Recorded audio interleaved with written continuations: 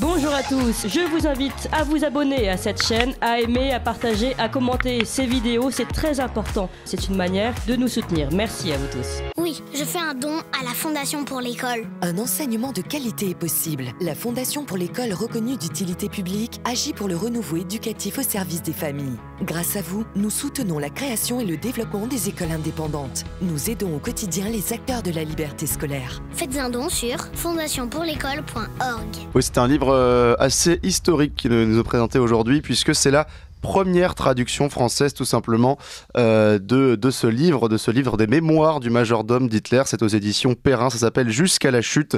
C'est traduit par Denis Armand Canal et présenté ainsi qu'annoté par Thierry Lenz. Bonjour Thierry Lenz. Bonjour. On va vous présenter, alors je pense que vous avez plus d'horaires sur la radio que moi et Jean-Louis Tremblay cumulés, mais on va vous présenter quand même pour les auditeurs. Vous êtes historien, directeur de la Fondation Napoléon. Vous êtes évidemment l'un des meilleurs spécialistes de Napoléon Ier. Vous avez écrit entre autres Napoléon III, la modernité inachevée aux éditions Perrin, ou encore Les mythes de la Grande Armée aux éditions Perrin. Et donc vous venez pour présenter ce livre dont vous avez fait une petite préface du majordome d'Hitler, jusqu'à la chute, pardon. Peut-être qu'on peut revenir avant sur l'histoire même de ce livre, puisque c'est un livre qui est assez ancien, qui est paru en 1980 en Allemagne, et qui a mis près de 40 ans, plus de 40 ans à être édité en France.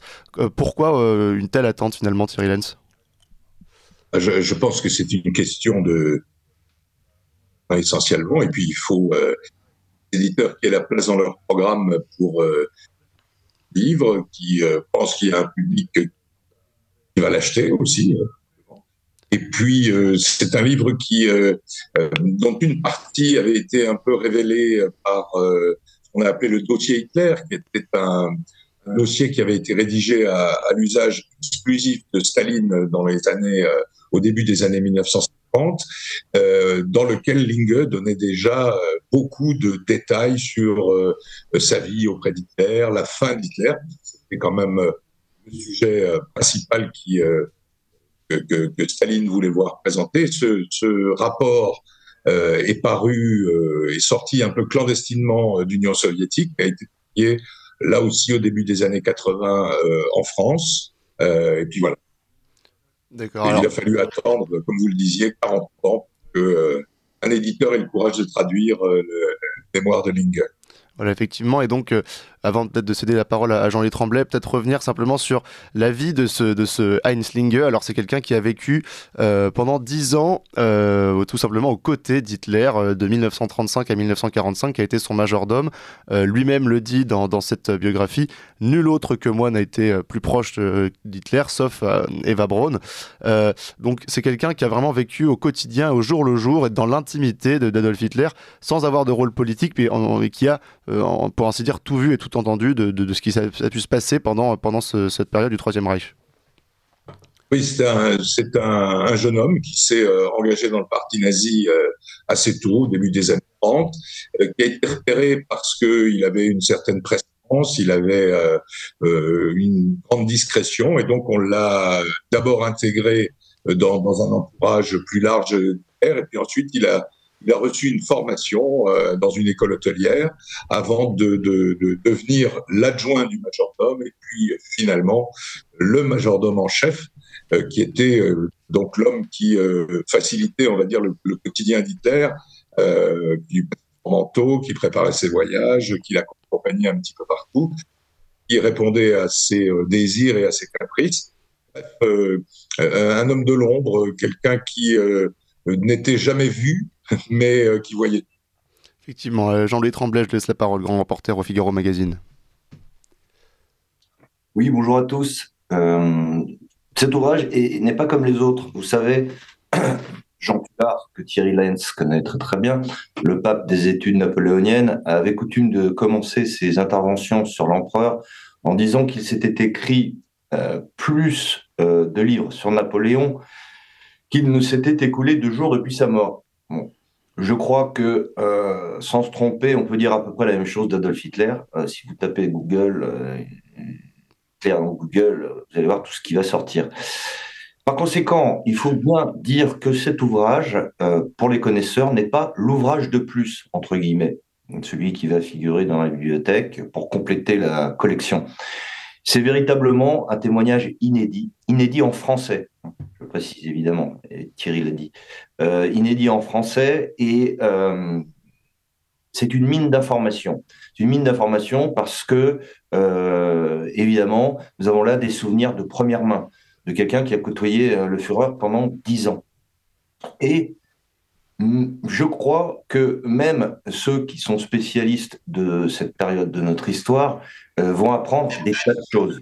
Je pense notamment aux multiples attentats dont il a fait l'objet. On connaît évidemment celui du 20 juillet 1944 par Stauffenberg, c'est le plus connu, et c'est celui qui a marqué une véritable rupture dans l'état physique et mental du chancelier, mais il y en a eu plein d'autres, y compris avant la guerre, et commis en Allemagne, et tous aussi rocambolesques les uns que les autres. Je pense aux attentats à la fleur empoisonnée, aux attentats aux chiens enragés, ceux à la machine infernale avec arrestation du coupable maintenu en vie par Adolf Hitler pour lui fabriquer à son tour des machines infernales en camp de concentration. Enfin, tout ça est assez nouveau pour moi, n'est-ce pas, Thierry Lenz?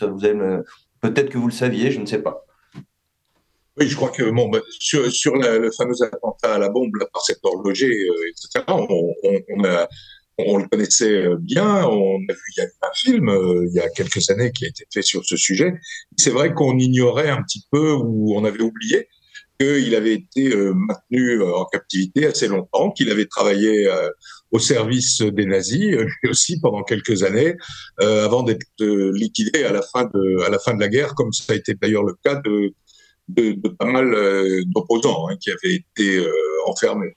C'est vrai que cette permanence du danger pour Hitler donne à la première partie du livre, en effet, ce petit goût particulier qui est celui vraiment d'être dans les coulisses, de voir un petit peu comment les déplacements se préparent, comment ils sont sécurisés, que fait Hitler pendant ces déplacements. Je dirais que le livre est en deux parties, c'est Linke qui l'a voulu ainsi, et ce sont effectivement deux parties très justifiées, parce qu'on va dire la première partie qui est celle du règne, j'allais dire normal, pas parler d'un règne normal, mais enfin du chancelier, comme vous l'avez appelé, qui gère ses affaires, qui prépare la guerre, etc. Et puis il y a la deuxième partie qui est tout aussi intéressante, qui est celle on va dire, d'une descente physique et psychologique d'Hitler jusqu'à la chute, comme dit Linge, jusqu'au suicide dans le bunker. C'est un ouvrage qui, comme vous l'avez dit, est de première main et donc qui permet d'approcher, on va dire, une espèce d'intimité et une espèce de psychologie d'Hitler qui montre qu'au fond, entre 33 et 45, on n'a pas toujours affaire au même homme. C'est-à-dire que sans doute ses principes politiques, son objectif politique ne change pas, mais la façon dont il met en œuvre change énormément. Effectivement, et on voit très bien dans la première partie du livre que sans du tout, en dépit en tout cas, avec ses idées toujours évidemment autoritaires, la personnalité d'Hitler, elle est certes autoritaire, nerveuse, violente, mais elle est aussi, elle n'est pas forcément solitaire. C'est un homme qui s'entoure beaucoup, qui déjeune souvent en plusieurs personnes, entouré de ses amis, de sa famille, qui fait beaucoup de pique-niques, donc qui est toujours très entouré, qui est une personne absolument aussi dominante face à ses contradicteurs, c'est-à-dire que même si dans les antichambres, certains de ses contradicteurs, des gens le méprisent un petit peu parce que c'est cette espèce de parvenu autrichien, en face de lui, il y a très peu de gens qui arrivent à lui répondre finalement. Donc déjà, c'est quelqu'un d'extrêmement... C'est un chef qui ne souffre pas de contestation. Oui, et je dirais que y a un mystère autour d'Hitler, un mystère que d'ailleurs ses biographes lèvent petit à petit, c'est-à-dire que pendant très longtemps il a été présenté un petit peu comme un fou, on va dire les choses de façon simple. En réalité, ses meilleurs biographes, ceux des 25 ou 30 dernières années, qui ont accès à une documentation extraordinaire, ont montré qu'en réalité, cette espèce de folie qu'on a voulu lui imputer, c'était au fond pour le déshumaniser. comment était-il possible qu'un homme puisse commettre autant de faits, autant de crimes, etc., s'il était un homme normal. Bon.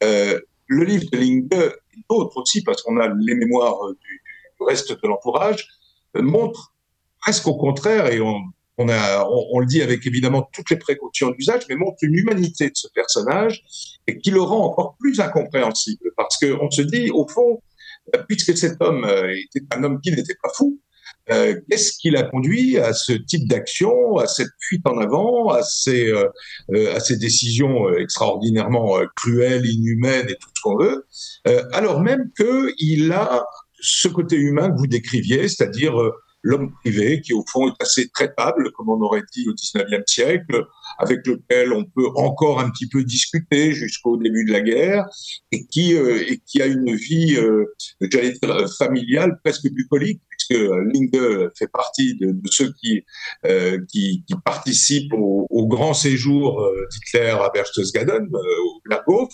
et où on voit un homme qui, au fond, si on ne savait pas ce qui s'est passé ensuite, ce qui s'est passé même pendant, on dirait, ben voilà, bon, ben c'était une espèce de chef d'État, bon, c'est vrai, un petit peu difficile à amener au dialogue, etc., mais bon, au fond, avec une humanité presque normale.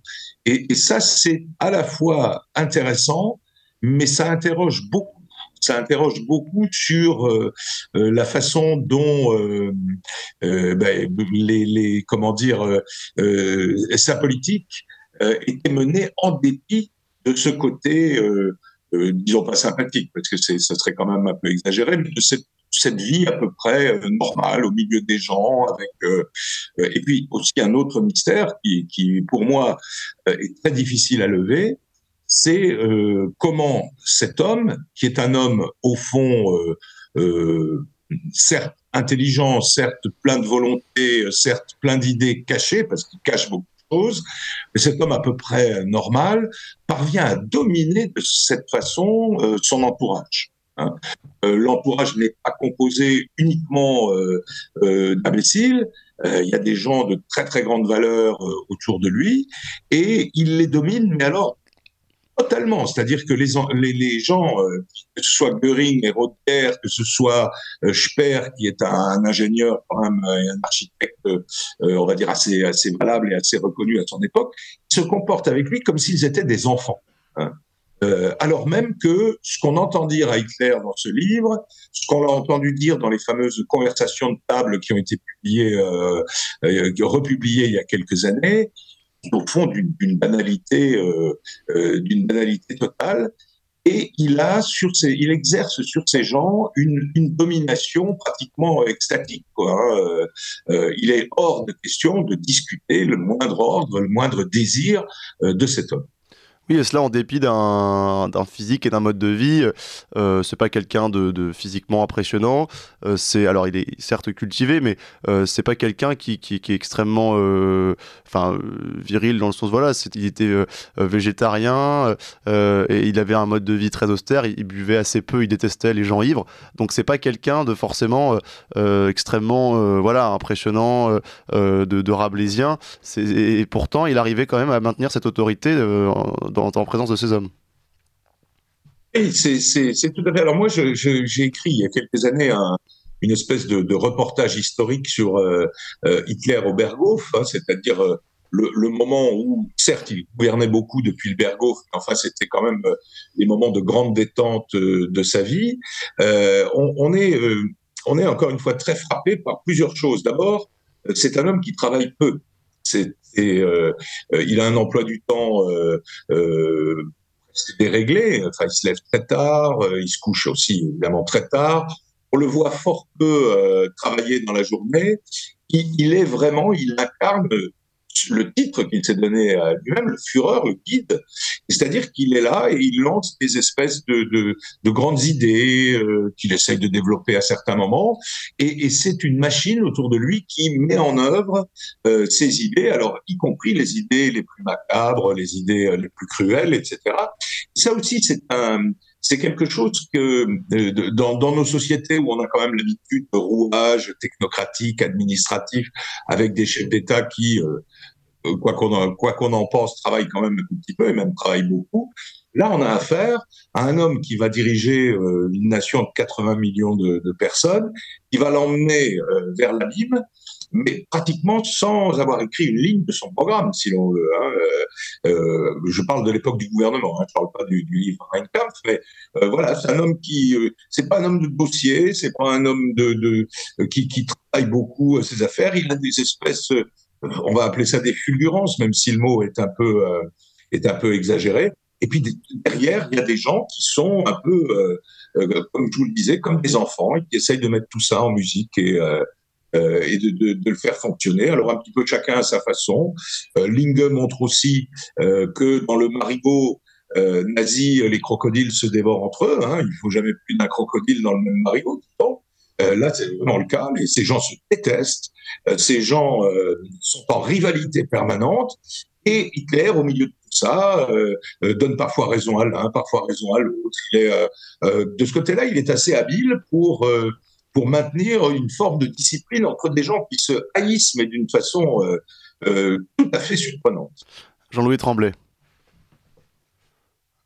Oui, Thierry l'a bien dit, la spécificité de cet ouvrage, c'est qu'il montre un Hitler normal, entre guillemets. C'est-à-dire, il le décrit dans sa vie quotidienne, il le décrit dans ses amours. Et quand je dis normal, là c'est un passage qu'il faut quand même citer. Il était de bon ton après la guerre, et ça c'était le fait des Alliés ou des historiens sévissant dans les pays qui avaient été occupés, de présenter Hitler comme un fou, un dingue, un malade, etc. En fait, on s'aperçoit avec Heinz qu'il n'en est rien. Jusqu'à la sexualité, ce sujet qui a passionné bien des psychiatres, jusqu'à la sexualité du Führer. Bon, Linge dit qu'elle était très normale, qu'il avait des relations qu'un homme devait avoir avec Eva Braun. Voilà, il en témoigne parce qu'il entendait des bruits. Voilà, je rentre dans les détails scabreux, mais c'est la vérité, c'est ce qu'il dit. Et ça, c'est tout à l'honneur de Heinz Linge, c'est que après la guerre, bien des témoins ont dit oui, alors on n'osait rien dire, on voyait bien qu'il était fou, Hitler, etc. Et il se dédouanait de la sorte. Heinz Linge, lui, entre au service de Hitler, c'est un inconditionnel. Il en ressort, il est toujours inconditionnel. Il passe. Je ne sais pas si on l'a évoqué ici, mais il a été quand même fait prisonnier par les soviétiques en 1945. Il a passé 10 ans dans les geôles soviétiques, ou à la Lubyanka. Et il était régulièrement tabassé et torturé par le NKVD. Et on voulait lui faire dire des choses. On voulait lui faire dire, par exemple, qu'Hitler était monorchide, qu'un seul testicule, qu'il était impuissant et que par conséquent, c'était lui le majordome qui accomplissait le devoir conjugal, etc., etc. Hans Linge n'a jamais rien dit de la sorte. Et il le répète dans ses mémoires. Et je trouve que là, ça donne une dimension supplémentaire au témoignage.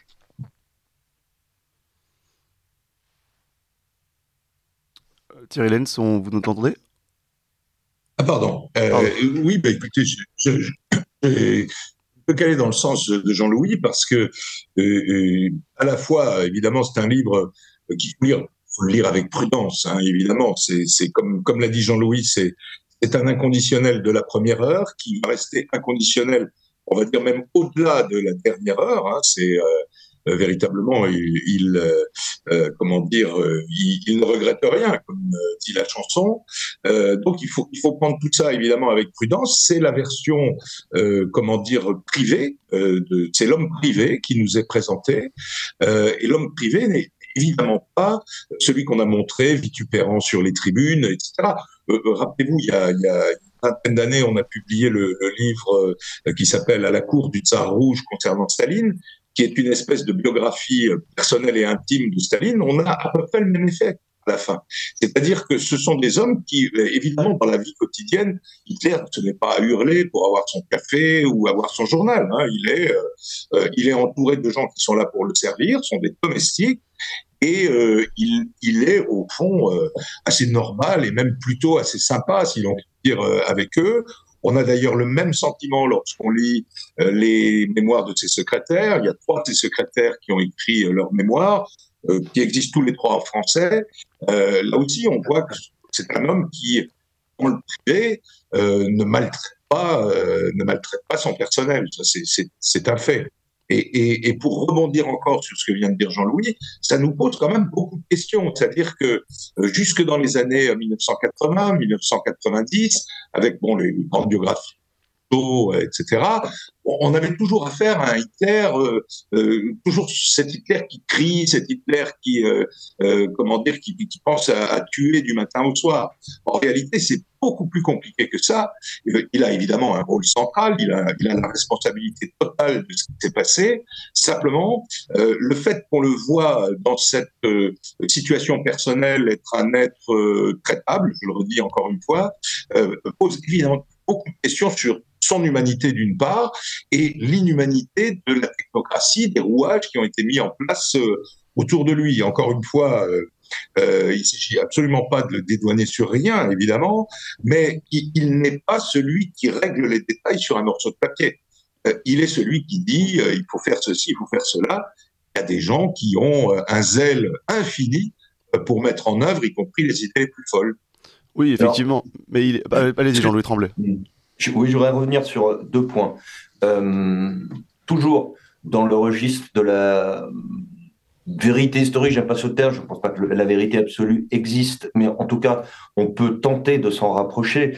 2 points importants qui apparaissent, puisque Heinz-Linge a bien vécu les interactions de son chef, non seulement avec les dignitaires, militaires et autres, mais aussi avec la population lors des déplacements. 2 points. 1, la vénération dont Adolf Hitler faisait l'objet dans la population, et notamment dans les couches les plus basses de la population allemande. Il raconte notamment cette anecdote. Hitler participe au lancement des grands travaux, c'est la construction d'un tronçon d'autoroute Francfort-Darmstadt. Nous sommes au tout début, je crois que c'est en 1933, la première année du pouvoir. Il donne 2-3 pelletés avec les 700 ouvriers du chantier. Eh bien, pendant des jours et des jours, ces ouvriers vont aller toucher la terre que le Führer avait touché, et ils vont la rapporter chez eux dans des sacs de papier. Ça, c'est pour la population. Donc ça, c'est la vénération qui faisait l'objet. Et donc, ça s'inscrit en faux contre les gens qui ont dit il maintenait son peuple à la baguette. Non, c'est faux. Pas du tout. Il y avait une adhésion. Pas partout, puisque évidemment, il y a eu des attentats, donc il y a eu des opposants. Mais enfin, c'est comme les poissons volants, disait Audiard, ça existe, mais c'est pas la loi du genre. Les opposants sur le Troisième Reich. Le deuxième point, c'est la fascination qu'il exerçait sur ses interlocuteurs. On voit rentrer des gens qui sont pleins de morgue et qui ressortent doux comme des agneaux. Pourquoi ? Parce qu'entre-temps, il y a eu ce fameux magnétisme qu'exerçait Adolf Hitler sur eux. Et quelle que soit leur spécialité, ça pouvait être un stratège, ça pouvait être un architecte, ça pouvait être un médecin. Ils rentraient avec leur certitude et ils ressortaient non seulement déboussolés, mais en ayant sincèrement l'impression d'avoir eu affaire à un génie. Alors, vrai ou faux, est-ce que c'est vraiment un exercice de psychologie ? On sait qu'Hitler a pris des cours d'art dramatique. Voilà, il n'y a pas que ça. Je pense qu'il possédait un véritable charisme. Puisque personne... Alors, certains ont dit après-guerre, oui, je me suis opposé à lui, j'ai voulu dire que ceci, c'était faux, je l'appelais Monsieur Hitler. Bon, Heinz-Linge dit, c'est complètement faux. Tout le monde l'appelait Mein Führer et tout le monde faisait museau devant lui. Voilà. Donc ça, je trouve que c'est le mérite de ce témoignage, de le rappeler. Effectivement, c'est assez intéressant la manière dont... pour le coup, le mérite, en tout cas, d'Heinz-Linge, c'est d'être resté, même après donc, la chute, même au-delà de la chute, on peut dire, fidèle à son idée d'Hitler. Et d'ailleurs, il évoque constamment son admiration sans borne, sa vision, effectivement, où il est fidèle jusqu'au bout. Et là, il n'hésite pas à démonter un petit peu ceux qui, après la chute du régime, vont chercher à se dédouaner et puis à revenir en disant non, moi je lui parlais mal, je lui mettais la main sur l'épaule. Il explique notamment que c'était absolument impossible et que Hitler était doué d'une autorité sans borne. Et on va revenir ensuite également dans la deuxième partie de cette émission sur les relations entre eux, effectivement, puisque c'est aussi ce qui est décrit dans le livre, Göring, Goebbels, Himmler et puis donc Martin Bormann qui sera plutôt l'homme le proche de la fin, puisque c'est extrêmement bien décrit dans le livre, ces rivalités. Mais tout de suite, on fait un petit point sur les informations. Il est 9h avec Adèle Rosner. Ligne droite.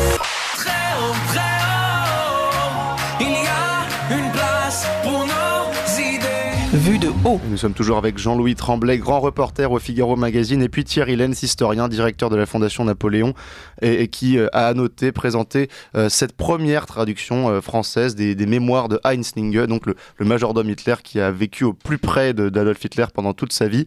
Je voulais revenir avec vous aussi, Thierry Lenz, sur ces rivalités effectivement internes, puisque voilà, on l'a dit, il y a des personnalités extrêmement fortes dans l'entourage d'Hitler. On les connaît bien, Göring, Goebbels, Martin Bormann, ou encore Albert Speer, et ce sont des gens qui se haïssent, qui vraiment ont les crocs, mais en même temps il faut savoir que Adolf Hitler, en fin stratège, et puis ça correspondait un petit peu aussi à son idéologie darwiniste, n'hésitait pas finalement à favoriser ces tensions. On l'apprend dans ce livre, en se disant finalement c'est bien puisque c'est la sélection naturelle qui va l'emporter, et donc je saurai lequel est le plus valeureux. Donc il y a à la fois cette rivalité, mais qui est un petit peu parfois même exacerbée, en tout cas au moins tolérée par Adolf Hitler. Ce qui est très frappant, c'est qu'il y a effectivement, alors il y a toujours des rivalités dans un groupe politique, évidemment, mais là, c'est une rivalité qui va jusqu'à l'exécration, jusqu'à la mort. Hein. On voit l'aventure de Göring à la fin, c'est Bormann qui, autour d'Hitler, va gérer la condamnation à mort, l'ordre d'exécution de Göring, etc. On n'hésite vraiment pas à essayer de se faire du mal. Et Hitler, qui dans ce milieu exerce en quelque sorte le rôle de suprême arbitre, est au courant de ce qui se passe dans son entourage, mais il laisse faire parce qu'il sait qu'à la fin, ça va être la vénération à son égard qui permettra de trancher. Alors, il y a différents stades d'action autour de tout ça. Il y a d'abord Göring qui passe de l'homme le plus proche à un homme que Hitler se met finalement à mépriser parce qu'il boit, parce qu'il se drogue, etc. Alors Hitler lui-même est très soigné, hein. Il a beaucoup de médicaments, mais si vous voulez, du côté de Göring, c'est plus un vice que quelque chose de bon pour sa santé, comme Hitler avec les remèdes du docteur Morel. Et puis, au milieu de ce marigot, apparaît le crocodile suprême, celui qu'on connaît finalement le moins bien, il y a très peu de biographie de lui, c'est Martin Bormann. Martin Bormann, qui est véritablement l'homme qui a pris en main, non pas la vie privée, mais on va dire la vie quotidienne d'Hitler, et qui a la confiance absolue d'Hitler, et qui, lui, alors, a véritablement tirer les ficelles, donner les bons points, donner les mauvais points, prendre même des décisions parfois sans en parler à Hitler, mais qui vont quand même dans le sens de la doctrine qui est donnée par celui-ci.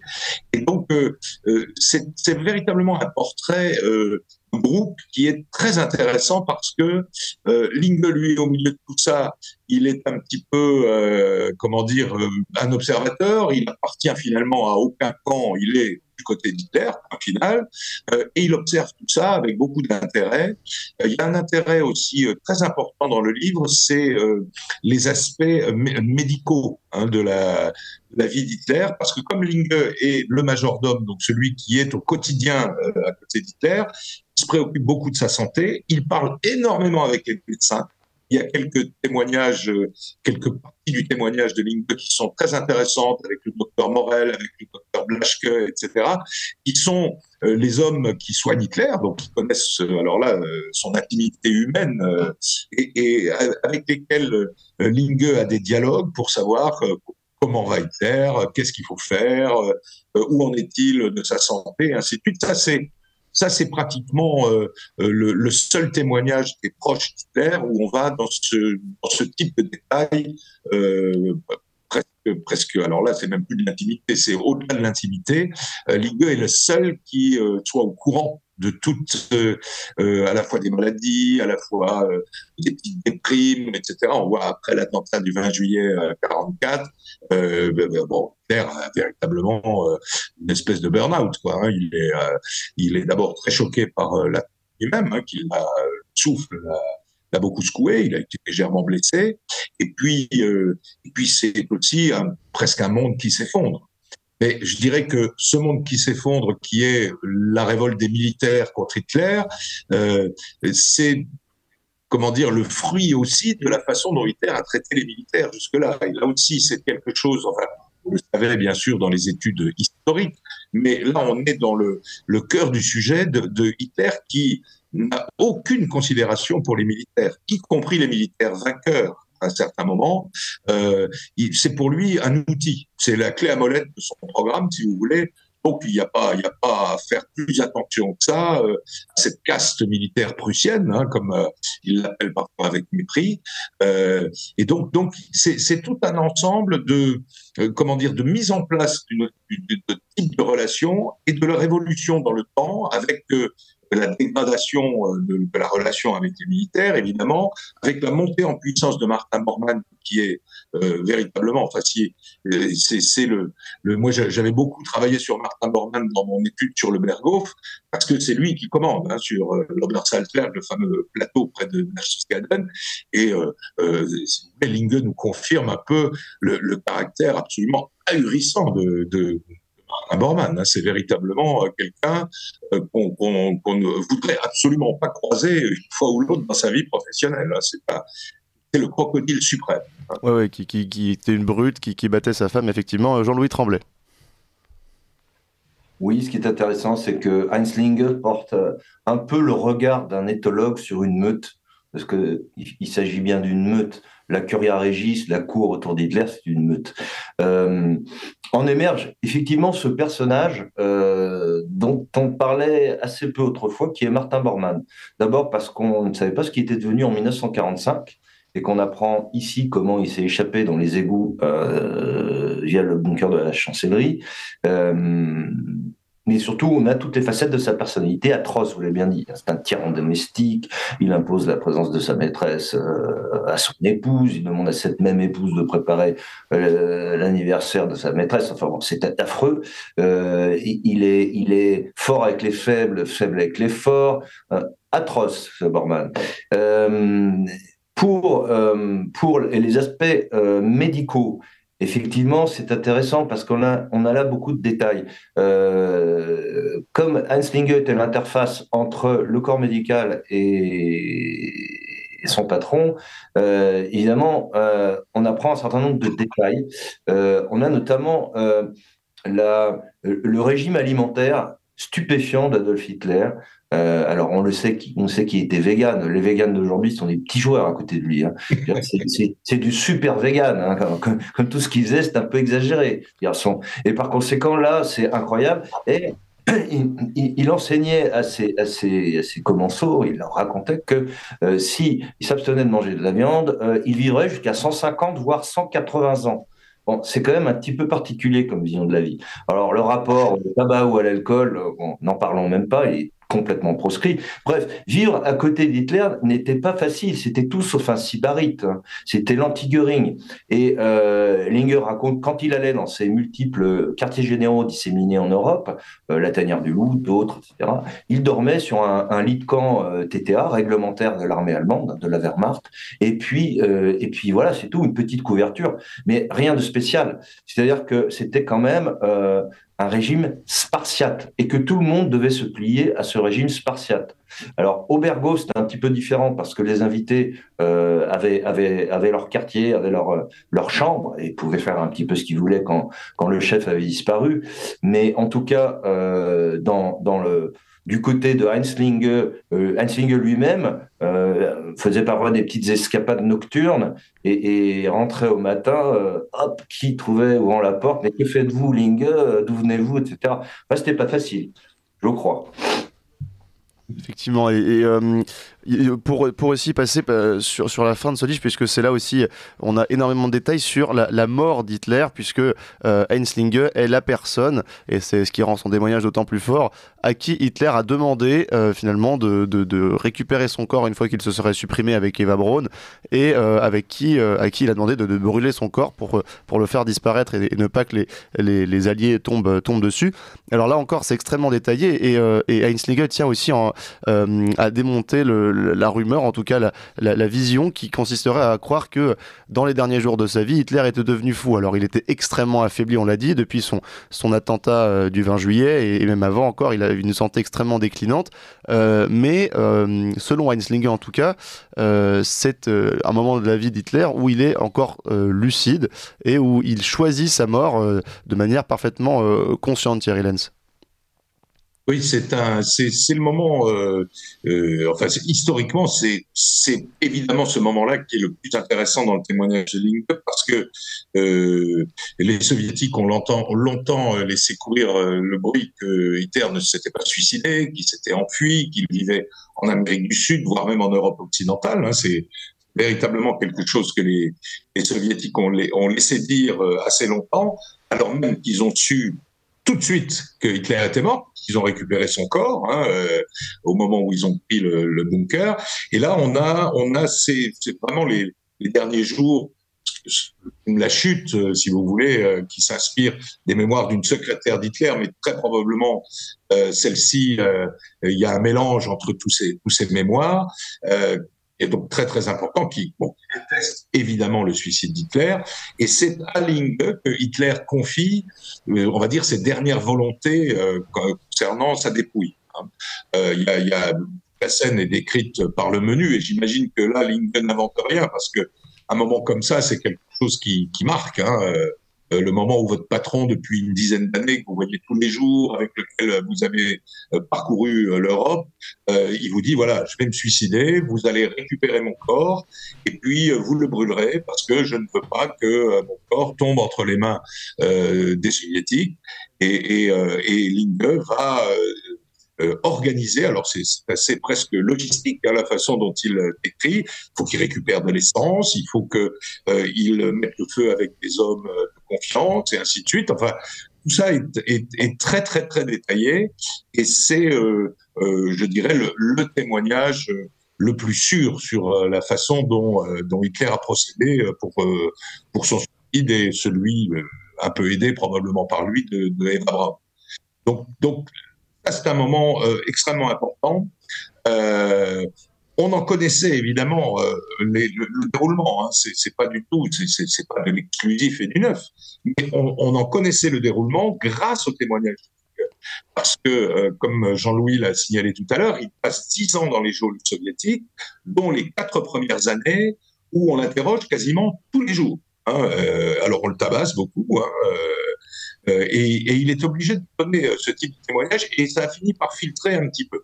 Donc, comment dire, certes, on savait les éléments des derniers jours d'Hitler, mais là, on en a vraiment les moindres détails, la façon dont on se procure l'essence, enfin bon, etc.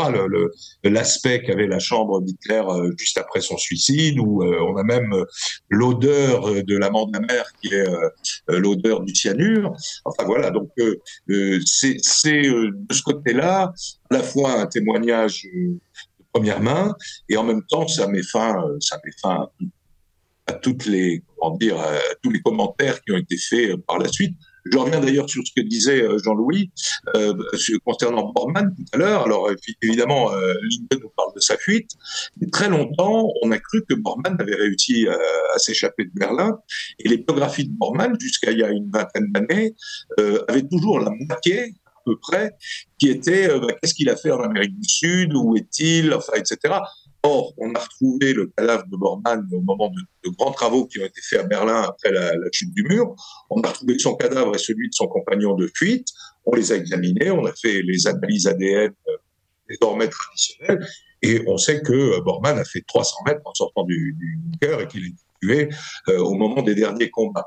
Voilà. Donc ça, ce sont on va dire les éléments factuels et historiques là pour le coup, pardon, que Linger reprend, détaille là de façon, on va dire morbide, hein, dans le dernier chapitre. Effectivement. Jean-Louis Tremblay, je vous laisse le mot de la fin.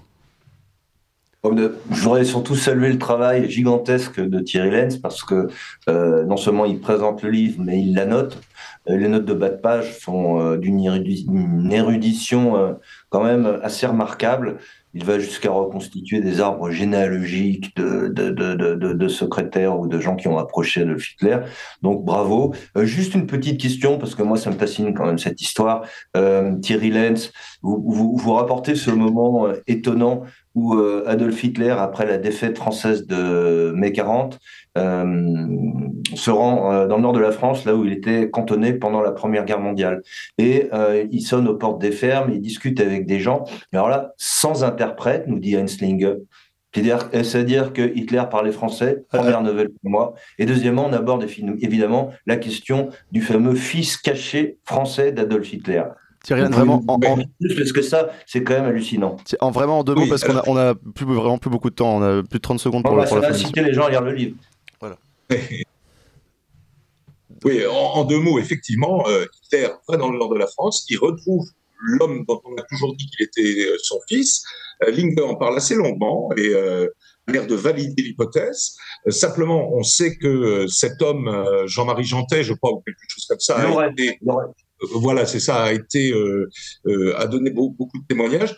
On a fait là aussi des analyses ADN qui sont négatives. Mais peut-être qu'Hitler croyait qu'il avait eu ce fils et que peut-être la maman, je ne sais pas, était moins monogame qu'on l'a cru jusqu'à présent. Enfin, ça fait partie des énigmes qui restent à résoudre, même si... Ce sont les hypothèses qu'on teste. Et puis je vous invite vraiment à lire le livre pour vraiment vous rendre compte et à la fois de l'intimité d'Hitler. Et donc c'est un témoignage extrêmement précis de Heinzlinger, on le rappelle, jusqu'à la chute. C'est une traduction, la première traduction française. Elle vient d'être éditée aux éditions Perrin, traduite par Denis Armand Canal et présentée à noter par Thierry Lenz. Et puis merci beaucoup Jean-Louis Tremblay, qui est donc grand reporter du Figaro Magazine et qu'on retrouve mardi prochain. Merci à vous deux.